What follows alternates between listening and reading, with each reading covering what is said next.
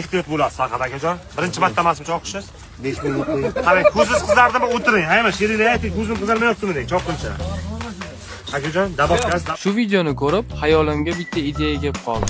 Shu personajdan kreativniy logotip yasasa bo'lar ekan. Videoni oxirigacha ko'rsangiz, kreativniy logotip yasashni 3 ta dona qadamni ko'rsatib beraman. Qani bo'lmasa, videoni boshlaymiz. Birinchi bo'lib ishi, bu aka nima ish qilar ekanlar deb profillarini obdan o'rganib chiqdim. Bu akamiz bozorda oddiygina semichka sotar ekanlar. Semichkani sotishlar uslublari ham ajoyib ekan. Keyin xayolimga kelgan birinchi ideyani qog'ozga tushirib oldim. Keyin ChatGPT ni ochib, bor referenslarni tashab, chiroyli qilib prompt yozib, ozgina kuturgandan keyin menga birinchi ideyani berdi. Bu ideyani o'zgartirib, oxiri bittasida to'xtadim va Corelga tashab oldim. Va rasmlarni ham Corelga olib, qaytadan chizib chiqdim.